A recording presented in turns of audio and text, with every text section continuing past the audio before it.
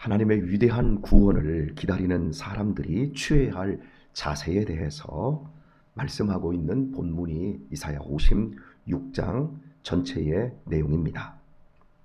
바벨론 포로 시절이 이제 끝나고 얼마 있지 않으면 자신들의 고향 땅으로 해방되어 돌아가게 됩니다. 그러면 사람들의 마음이 얼마나 설레이겠습니까? 대부분이 포로로 끌려왔던 사람들은 왕족들, 귀족들 집안의 훌륭한 자식들이었습니다. 그렇다면 그들이 돌아가기 전에 챙겨야 될 것은 우리가 살았던 땅 문서, 우리 조상들이 대대로 터전을 이루었던 그 모든 기득권, 이런 것들을 회복할 꿈을 분명히 가질 겁니다. 그리고 이 사람들이 가면 우리의 정치 체제는 어떤 식으로 만들고 어떻게 앞으로의 나라의 운명을 어떻게 결정할 것인가, 이런 부분들로 많은 사람들이 관심을 갖게 되어질 겁니다. 그런데 하나님께서는 이런 부분들에 대한 생각을 갖지 말고 전혀 다른 차원에서 포로 이후에 너희의 삶에 있어서 준비할 것은 이것이다 라고 이야기를 하는데, 공평을 지키고 의를 행하라. 그리고 이것이 구체적으로 무엇으로 가냐면 안식일을 회복하라. 이쪽으로 가고 있어요. 자, 공평을 지키며 의를 행하라, 이 부분을 조금 더 깊이 생각을 해보면 좋을 것 같습니다. 여러분이 보시기에 세상은 공평합니까? 여러분이 보시기에 세상은 의롭습니까? 이 부분을 제가 질문을 했는데, 보는 관점에 따라서 공평하고 의로울 수 있고, 아니면 불공평하고 불의할 수 있습니다. 대부분의 많은 사람들이 접근을 어떻게 하냐면 굉장히 불공평하다, 이렇게 생각을 해요. 그런데 불공평하기보다는 실은 불평등한 쪽이 더 맞을 겁니다.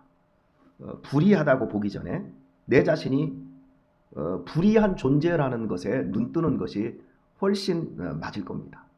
가장 쉬운 예를 한번 들어볼게요. 제가 수없이 많은 사람들과 이렇게 만남을 갖는데 가급적이면 정치 얘기는 하지 않습니다. 그런데 정치 얘기를 하면 어느 차원에서 정치 얘기를 하냐면 나쁜 쪽, 정말 나쁜 놈이다, 이 차원에서 다 얘기를 해요. 제가 우리 아이들에게 대한민국의 정치사를 얘기해주고 정치인들의 역사를 얘기를 해주면서 했던 얘기가 뭐냐면 나쁜 건 싹 뺐어요. 이승만 대통령을 너무 나쁘게 얘기하니까 그건 얘기 안 해도 다 알아요. 우리 딸도. 박정희 대통령을 너무 나쁘게 얘기한 걸 배웠기 때문에 얘기 안 해줘도 알아요. 그래서 내가 좋은 점만 얘기를 해줬어요. 그랬더니 얘가 굉장히 좀 이상하게 좀 받아들이더라고요. 그리고 현재 우리 대통령 선거를 하면서 세 사람의, 나중에 안철수 씨는 정말 안철수 한다고 하더니 결국 철수했잖아요.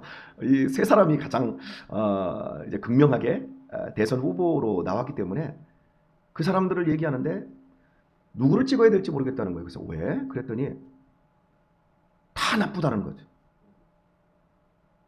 그래서 제가 좋은 점만 다 얘기를 해줬더니 이제는 누구를 찍어야 될지 모르겠다는 거예요. 다 좋다는 거예요. 사람을 봐봐라. 그 사람들이 그 자리까지 가는데 아버지가 그 사람들이라면 죽었다 깨어나도 아버지는 그 자리까지 못 가. 사람을 봐. 그리고 네가 선택할 수 있는 권리를 가졌다라는 거에 감사해봐. 그렇게 훌륭한 사람들 가운데 한 사람을 네가 뽑아서 되든지 안 되든지 네가 권리를 행사할 수 있다라는 그 자체를 한번 생각해봐. 이건 불공평한 것도 아니고 이건 불의한 것도 아니고 이것만큼 좋은 제도가 어디 있는가 한번 생각해봐. 마땅히 누려야지. 불의하다고 생각하고 불공정하다고 생각하면 누릴 수가 없어요. 그런데 그것을 나에게로 끌어와서 내가 선택할 수 있는 권리가 내게 있다? 엄청난 거지요. 하나님은 우리 모든 인류에게 구원의 길을 다 열어놓으셨습니다. 천국문은 이미 열렸습니다. 예수님이 내가 열린 문이다. 내가 문이다. 나로 말미암지 않고는 들어올 수가 없다. 모두 내 문 통과하지 않으면 다 도둑이다. 예수님이 천국의 문을 여시기 위해서 십자가에서 죽으셨어요. 믿는 자마다 영생 얻을 수 있게 성령을 보내주실 수 있게 되었어요. 모든 사람에게 공정합니다. 문제는 사람의 마음 문이 제일 무거워요. 사람의 마음 문이 제일 두꺼워요. 이 문이 열리면 다 받아들일 수 있는데 이 문이 닫히면 하나님이 문을 열어놓으셨어도 그 문에 들어갈 수가 없는 거예요. 우리가 자녀들 결혼할 때 부모가 그렇게 말려도 자기 문이 한번 열리면 콩깍지가 씌워버려요. 그 문을 닫을 수가 없어요, 부모가. 그죠? 그런데 이미 닫혀버리면 그 문을 수갑 깨놔도 열 수가 없어요. 여러분, 지금 우리가 여기 이 자리에 가만히 앉아 계시잖아요. 지금 저 혼자 여기에서 액션을 취하고 있는 것 같죠? 근데 실은 우리가 못 느껴서 그렇지 지금 지구가 1600km의 속도로 돌고 있어요. 자동차가 160km로 달려보세요. 그럼 옆에서 여러분이 운전을 안 하시더라도 남편한테 천천히 가는 거야. 그 10배의 속도로 지금 지구가 정신없이 돌고 있어요. 근데 우리 느껴요? 못 느껴요? 못 느껴요. 자, 그것뿐입니까? 지구가 태양을 중심으로 해서 10만 3천 킬로로 지금 달려가고 있어요. 10만 3천 킬로. 이 속도를 우리가 감지를 못해요. 얼마나 빠른 속도입니까? 10만 3천 킬로로? 그리고 더 놀라운 건 태양이 우주를 한 바퀴를 돌고 있는 거예요. 이 우리 은하계를 한 바퀴 돌고 있는데 태양이 여기 있고 이 태양이 7만 킬로미터의 속도로 태양계가 전체가 돌고 있어요. 그러니까 도는데 한 번만 도는 게 아니라 이 지구만 돌고 있는 게 아니라 지구가 이렇게 제자리에서 돌면서 이렇게 크게 원을 그리면서 이 태양을 돌고 있어요. 수금지와 목토, 이게 지금 태양계가 다 한꺼번에 돌면서 이 도는 게 한꺼번에 앞으로 이렇게 우리 은하계를 돌고 있어요. 근데 우리 전혀 못 느껴요. 왜? 이유가 뭡니까? 못 느끼는 이유가 뭡니까? 1mm의 오차도 없이 정확하게 우리가 불평하든 감사하든 간에 하나님은 그걸 그대로 시행하시고 계시기 때문에 봄, 여름, 가을, 겨울 올해는 봄을 9월달부터 시작되고 여름은 11월부터 시작되고 있잖아요. 정확한 때에 시와 때가 결정이 되고 사시사철 나는 올해는 대추가 그러는 거예요. 나는 올해는 봄에 좀 열릴래. 아니 똑같이 봄이 왔는데 우리는 왜 가을까지 기다려야 돼? 우리 사과도 왜 기다려야 돼? 난 싫어. 야 살구야, 왜 네가 제일 먼저 열리냐? 야 오디야, 왜 네거들이 제일 먼저 설치냐? 나 짜증난다. 여러분 국화가 짜증난다고 나도 이제 봄꽃으로 바뀔래? 그랬나요? 아니요. 창조 이후에 봄꽃은 봄에 피고요. 가을꽃은 가을에 피고요. 봄 열매는 봄에 열리고요. 계속 일정하게 하나님은 그 당신의 창조한 이후에 그 섭리 속에서 그 모든 것들을 불공정하게 의롭게 정해진 순서에 의해서 정해진 자리에서 정확하게 산속에 이름 모를 이름 모를 꽃 하나가 나도 승질난다. 에버랜드에 가자. 나 에버랜드에서 나 있고 싶어. 안 해요. 그 자리에서 하나님의 영광과 그 모든 존영을 찬양하며 그 자리에서 그 삶을 살아요. 불만이 없어요. 무생물이든지 생물이든지 그 모든 것이 일정한 원리에 의해서 정확한 하나님의 그 섭리와 질서에 의해서 그 자리에서 자기의 삶을 살아요. 그런데요, 사람은 한 거예요. 우리가 정치인들 욕하지 않아야 될게요. 내가 거기 갔으면 나는 더 할 사람들이에요. 내가 지금 이 자리에 있으니까 우리가 이러고 살죠. 여러분이 목사가 돼서 이 자리에 있으면 여러분이 더 잘 하실 수도 있겠지만 더 못 하실 수도 있어요. 제가 만약에 여러분 같은 자리에 그냥 제가 일반 그냥 집사나 이렇게 평신도로 제가 여러분이 있으면 저는 이 자리에 안 나와요. 제가 늘 얘기하잖아요. 여러분이 훨씬 훌륭하고 여러분이 훨씬 가치 있고 여러분이 훨씬 뛰어나니까 그 자리에 있는 거예요. 여러분 듣는 사람이 센 겁니까? 말하는 사람이 센 겁니까? 여러분 월급 받고 일하는 사람이 센 겁니까? 월급을 주고 듣는 사람이 센 겁니까? 여러분이 훨씬 센 거예요. 근데 자꾸 우리는 거꾸로 생각해요. 자, 하나님께서 왜 포로에서 이제 해방되기 직전 다시 그 공평과 의를 이야기하면서 안식일을 회복해야 된다라고 말하고 있습니까? 바로 이것을 이스라엘 백성들이 하지 않았기 때문에 그들이 포로가 되었던 거예요. 하나님의 법칙, 하나님의 긍휼, 하나님의 나라 속에 이스라엘 백성들이 순종하며 살아가는 첫 번째 자리, 출발의 자리가 안식일이에요. 안식일은 하나님이 창조하셨다, 하나님이 주인이시다,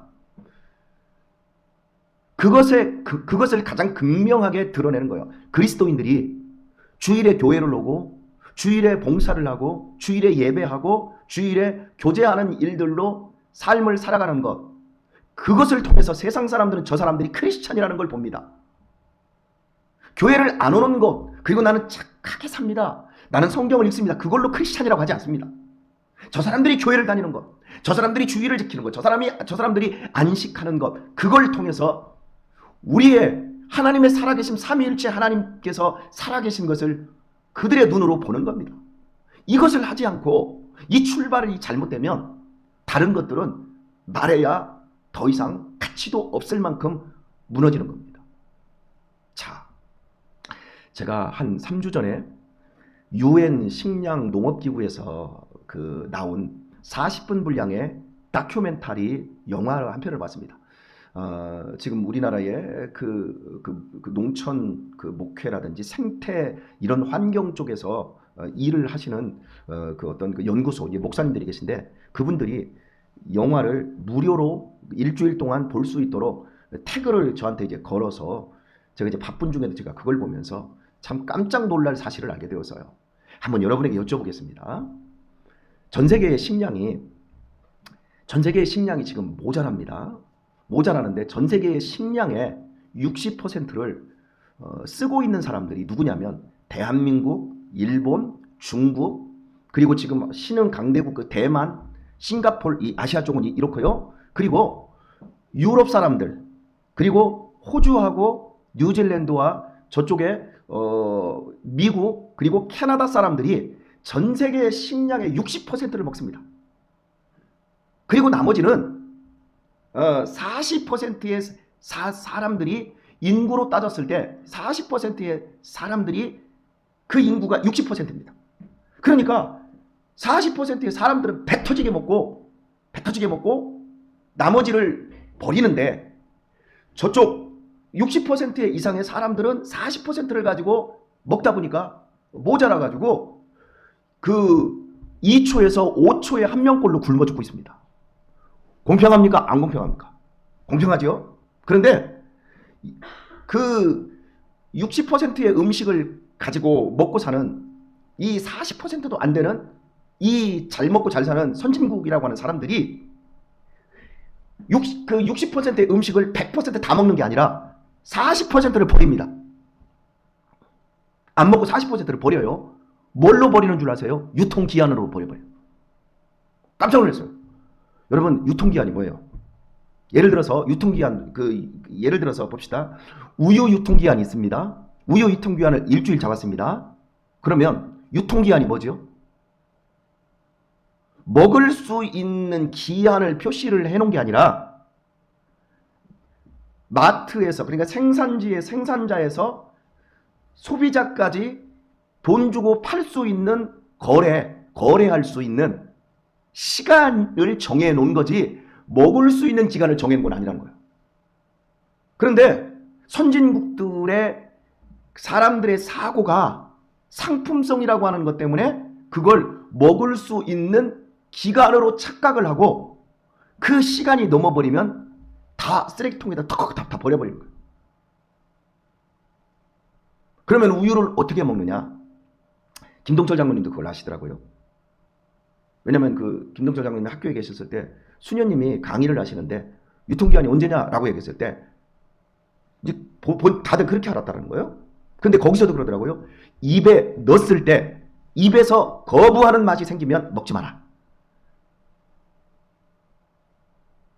그래서 김동철 장로님이 학교에서 학생들이요, 우유를 안 먹으니까 다 버리는 거예요.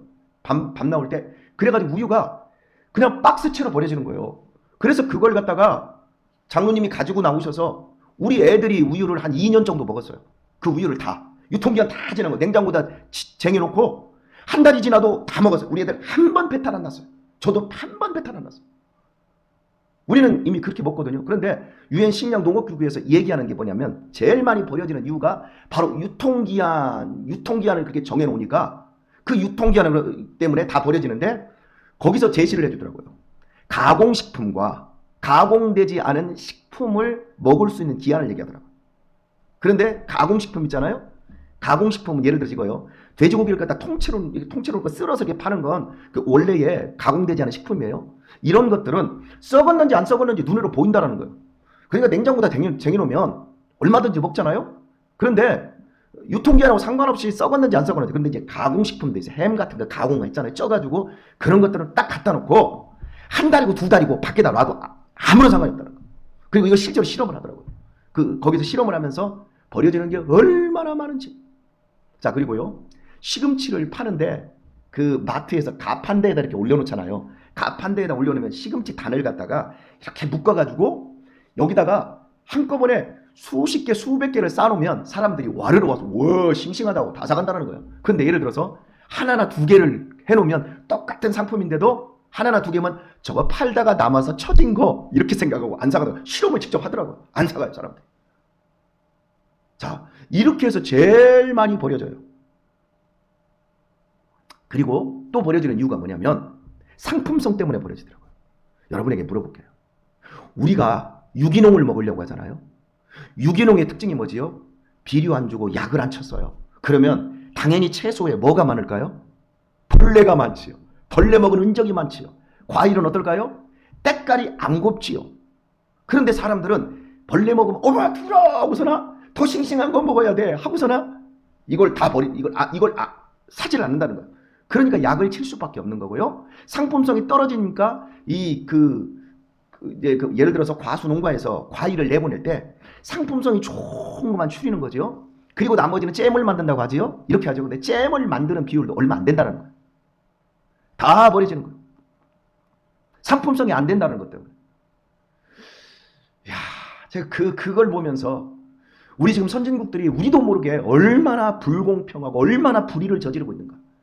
우리가 그렇게 좋은 것만 먹고 우리가 그 유통기한이라고 하는 걸 정해놓은 그것 때문에 결국 2초에서 5초에 한 명씩 죽어가는 그 사람들에 대한 책임을 하나님은 우리에게 물을 거라고. 결국 환경이 파괴되고 이런 모든 그 과정들 참 어렵다 싶더라고요. 그런 걸 보면 제가 그걸 알았기 때문에 아이고 우리가 이렇게 지금 불공평하게 살고 있구나. 우리가 이런 불의를 저지르고 있구나. 이런 걸 알았지. 우리는 아무것도 모르고 내가 돈이 있으니까 당연히 이렇게 좋은 걸 사 먹고 얼마든지 할 수 있지. 그러니까 여러분 안식일 통해서 하나님께서 우리에게 하나님이 법을 주신 게 뭐냐면 고아와 과부와 나그네들을 너희들이 대접하고 살펴야 되고 한 사람의 영혼이 잘못될 때 그 사람의 핏값을 너희에게 묻겠다라고 하는 것, 그런 것들을 우리들에게 적용할 때 하나님 우리가 깨어있기를 원합니다. 하나님 우리들에게 지혜를 주셔서 깨닫게 해주시고 깨어있게 하셔서 우리로 하여금 살아가는 그 모든 날 동안 하나님의 법 안에서 살게 해주세요. 내가 내 돈 가지고 내가 버는 거 가지고 내가 먹고 내가 버린다는데 니네들이 무슨 상관이냐. 결국 이런 생각들이 우리의 모든 지구 온난화와 이 공해 문제들을 일으키고, 오늘은 좀 거시적 안목에서 이 공정이라고 하는 것, 공평이라고 하는 것, 불이라고 하는 차원을 좀 살펴보았습니다. 오늘의 말씀을 맺도록 하겠습니다. 유통기한에서 좀 지난 거 썩어서 못 먹을 것 같으면 여러분 교회로 가져오세요. 우리 나눠 먹도록 하십시다. 우리의 삶 속에서 조금 더 건강한 그리스도인으로 행동하고 돈 쓰고 말하고 하는 그 많은 부분들 속에서 참된 지혜와 하나님의 의를 좀 덧입혀 주셔서 우리로 하여금 세상의 빛과 소금 된 그 삶을 잘 살아내고 역할로서도 잘 그것들을 이뤄낼 수 있는 그리스도인이 되었으면 좋겠습니다. 오늘도 복된 하루 되시길 예수님의 이름으로 축복합니다.